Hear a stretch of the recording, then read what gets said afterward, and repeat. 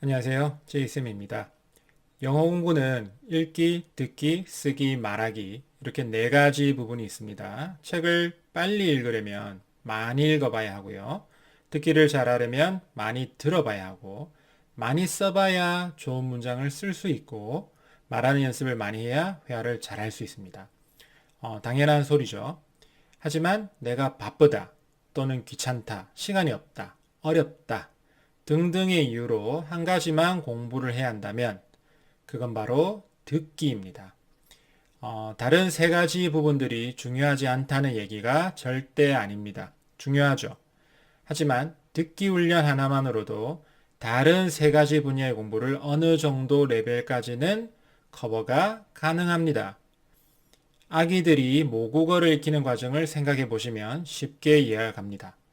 아기들은 태어나서 하루 종일 엄마 아빠의 말, 다른 가족의 말, TV 소리, 음악 소리, 외출했을 때 다른 사람들의 소리를 듣습니다.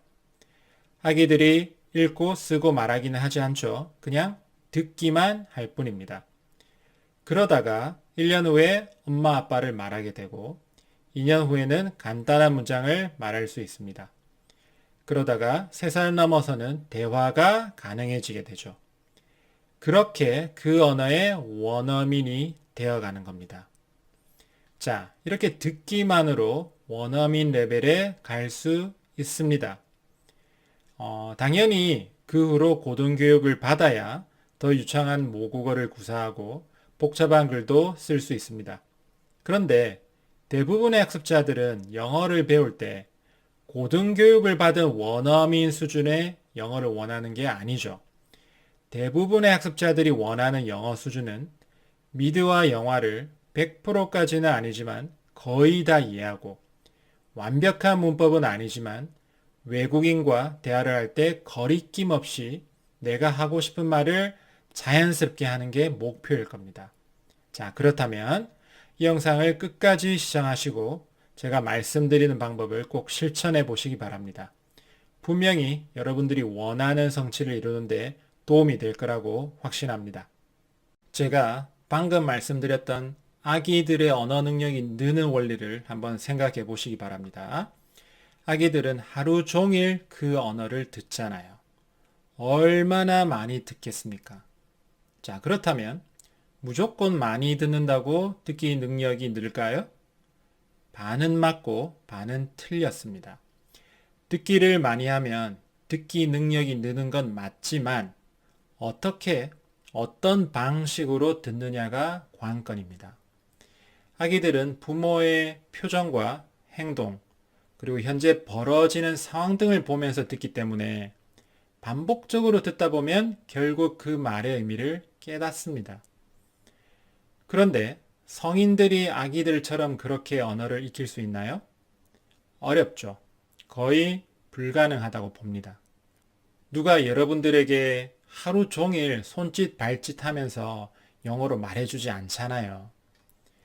하지만 청소년과 성인들에게 현실적으로 적합한 그리고 실천 가능한 듣기 훈련 방법이 있습니다. 그리고 그 방법들은 여러분들의 영어 모국어화에 큰 도움이 될 겁니다.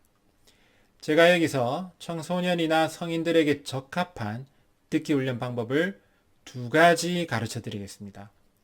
이 두 가지 방법 다 저는 공부를 해봤고요. 저는 두 가지 방법 중 하나를 확실히 선호하지만 그건 제 성향상 이 방법이 맞다는 거지 이 방법 자체가 더 낫다는 말은 아닙니다. 그 방법이 뭔지 영상 마지막에 말씀드리겠습니다. 두 가지 방법 중에 한 가지는 영화로 공부하는 방법이고 다른 한 가지는 미드로 공부하는 방법입니다. 둘 다 제가 생각하는 영어 듣기 최고의 방법들이고 여러분 각자의 영어 레벨과 취향, 성격에 따라서 선택해서 공부하시면 될 것 같습니다. 자, 그러면 그 두 가지 방법을 알려드리겠습니다. 첫 번째는 영화로 공부하는 방법입니다. 먼저 좋아하는 영화를 하나 선택합니다. 영화의 난이도는 너무 어렵지만 않으면 됩니다. 너무 어려워서 거의 안 들리는 영화는 제외하세요. 제일 중요한 건 자신이 그 영화를 꼭 좋아해야 합니다. 왜냐하면 그 영화를 정말 정말 많이 봐야 하거든요. 영화를 선택한 후에 그 영화를 한글 자막을 틀어놓고 재미있게 한번 보세요. 한글 자막으로 봐야 합니다. 영화의 스토리를 정확하게 이해하시는 게 중요합니다. 그래서 한 번으로 이해가 잘 안 갔으면 한글 자막으로 한 번 더 보셔도 됩니다. 자, 영화 내용을 확실히 이해했다. 그러면 이제부터 아무 자막 없이 그 영화를 반복해서 보시면 됩니다. 영화를 시청하다 보면 여러분 자신의 영어 레벨에 따라서 안 들리는 고통을 느끼게 되실 텐데요. 어쩔 수 없습니다. 처음엔 아마 잘 안 들릴 거예요. 거의 다 안 들릴 수도 있습니다. 하지만 계속 들으셔야 됩니다. 5번, 10번, 20번, 50번, 100번까지라도요. 근데 제 경험상 100번까지는 안 갑니다. 한 10번에서 30번 정도 들으면 거의 다 들립니다. 근데 이 방법에는 허점이 하나 있습니다. 그건 바로 여러분들이 모르는 단어는 아무리 들어도 안 들린다는 겁니다. 모르는 단어가 나와도 상황상 예측 가능한 경우도 있지만 예측이 아예 안 되는 그런 단어들도 많습니다. 보통은 전문 용어나 대중적으로 잘 안 쓰이는 비속어 같은 경우인데요. 그런 경우에는 그냥 단어 확인하고 사전 찾으셔야 됩니다. 하지만 단어 확인하고 사전 찾는 경우는 최후의 보루로 남겨두시고 웬만하면 몰라도 계속 들어서 알아내는 방식으로 가야 됩니다. 그래야 원어민의 발음과 억양, 속도에 익숙해지고 그렇게 영어 모국어화가 진행되는 겁니다. 이 방법의 장점은 같은 영화를 반복해서 보기 때문에 여러분들은 영어 문장의 어순을 자연스럽게 깨달으실 겁니다. 같은 문장이 계속 나오고 여러분들은 그 문장의 어순이 한글처럼 머리에 각인이 됩니다. 그러면 그 문장의 단어가 한두 개 바뀌어도 여전히 문장을 이해를 할 수 있고요. 그 문장이 나중에 결국 입에서도 나오는 겁니다. 영어 문장의 어순을 자연스럽게 깨닫고 원어민의 뭉개지는 발음, 특이한 억양, 빠른 속도에 적응하고 그 모든 것들이 여러분들의 영어 모국어화에 도움을 주는 겁니다. 이렇게 영화 한 편 박살내기를 90% 이상 들릴 때까지 하시고 다음 영화로 넘어가시면 됩니다. 100%까지 다 들릴 때까지 하면 좋겠지만 그러기 힘든 경우가 많고요. 설사 가능하다 해도 한 작품의 시간을 너무 많이 쏟기 때문에 집중력이 흩어지고 흥미가 떨어지면서 중도에 포기할 확률이 높습니다. 그러니까 영화를 시청했을 때 정말 많이 들린다, 거의 다 들리는 것 같다 싶으면 다음 영화 넘어가시면 됩니다. 자, 그리고 너무 안 들릴 때 제가 한 가지 팁을 드리자면 이어폰을 끼고 화면은 보지 말고 소리만 들어보세요. 나의 모든 신경이 청각에만 집중되기 때문에 안 들리던 문장도 들릴 수 있습니다. 하지만 그렇게 들어도 안 들리면 그냥 대본에서 문장 확인하고 다시 듣기 하는 것도 영어 공부의 유연한 방법이 될 수 있습니다. 두 번째는 미드로 듣기 훈련을 합니다. 미드를 하나 선택하세요. 자, 여기서 어떤 미드를 선택해야 하느냐, 이게 제일 중요합니다. 어떤 미드를 선택해야 하냐면 자신이 대부분 알만한 표현과 문장들로 구성된 미드를 선택해야 합니다. 인터넷에서 한 에피소드의 대본을 다운받아서 대충 한번 쭉 보세요. 대본을 읽었을 때 70% 이상은 이해가 가는 미드를 꼭 선택해야 됩니다. 대본의 70%가 이해가 가면 너무 쉬운 거 아니냐 생각하실 텐데 그렇지 않습니다. 글로 봤을 때 이해가 간다는 소리고 실제로 미드를 시청해 보시면 20%, 30%밖에 이해가 안 갈 겁니다. 들으면서 그 퍼센티지를 계속 높여야 하는 겁니다. 이 미드는 한글 자막으로 먼저 내용을 이해하고 보는 게 아니라 처음부터 아무 자막 없이 봐야 합니다. 내용이 이해가 안 가면 중도에 포기하기 때문에 내용이 어느 정도 최소 반 이상은 이해가 가야 꾸준히 공부할 수 있습니다. 이 미드의 문장 수준이 그렇게 어렵지 않아서 여러분들이 글로 봤을 때 이해가 가면 됩니다. 글로 봤을 때 이해가 간다면 첫 회에는 잘 안 들릴 수도 있지만 3회, 5회 이렇게 진행되면서 조금씩 배우들의 말이 들리기 시작합니다. 에피소드가 진행되면서 그들의 발음과 억양, 속도에 익숙해지기 때문에 글로 이해가 가면 듣기로도 이해가 가는 원리입니다. 이 방법에서는 한 회를 반복해서 시청할 필요가 없습니다. 하나의 미드에 적게는 10회, 많게는 300회까지 있습니다. 그리고 같은 배우들의 비슷한 말투를 계속 듣기 때문에 에피소드가 진행되면서 점점 그들의 말투에 적응하게 됩니다.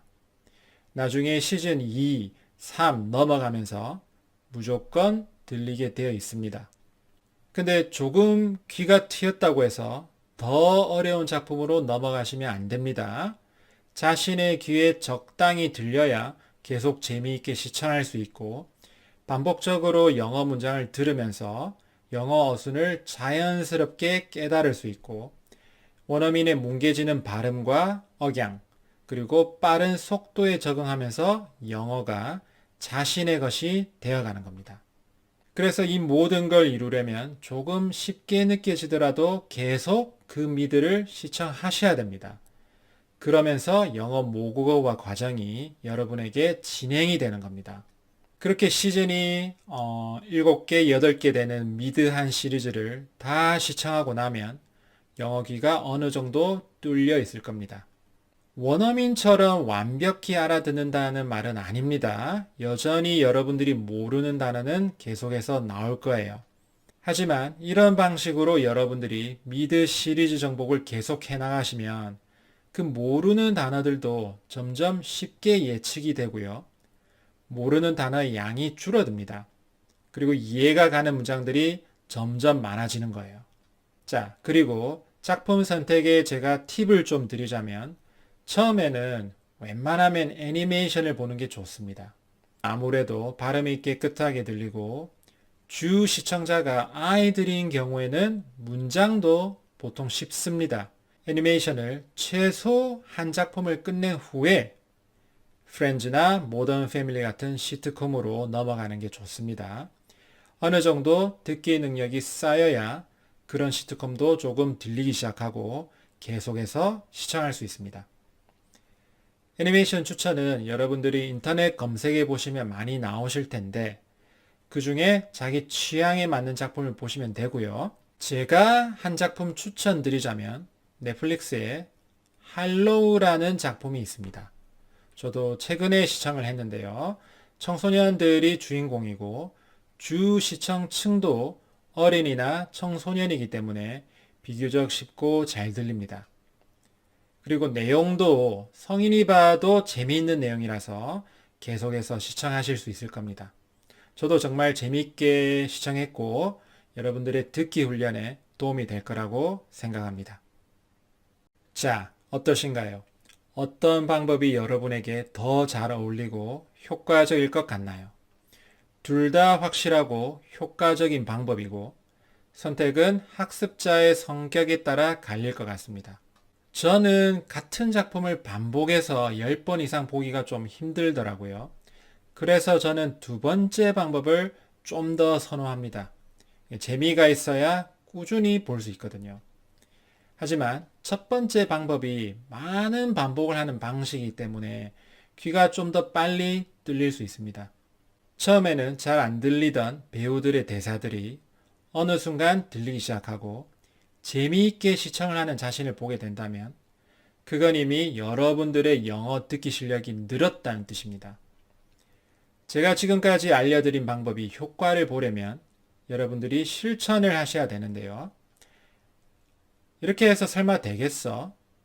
이렇게 의문을 가져서 공부를 안 하든, 시간이 없어서 안 하든, 어려워서 중간에 포기하든, 결국 안 하는 사람은 영어가 늘 수 없습니다. 제가 알려드린 두 가지 방법 중에 본인에게 좀 더 맞는 방법을 선택해서 조금씩 시작해 보시기 바랍니다. 한 달만 해도 본인의 영어 듣기 능력이 달라진 것을 느끼실 수 있을 겁니다. 그러면 한 달 더 하고 또 한 달 더 하고 이렇게 하면서 1년을 채워보세요. 미드나 영화를 자막 없이 이해하고 있는 자신을 발견하게 되실 겁니다. 자, 마치겠습니다. 다들 영어 공부 파이팅 하시고 저는 다음에 더 좋은 영상으로 찾아뵙겠습니다. 감사합니다.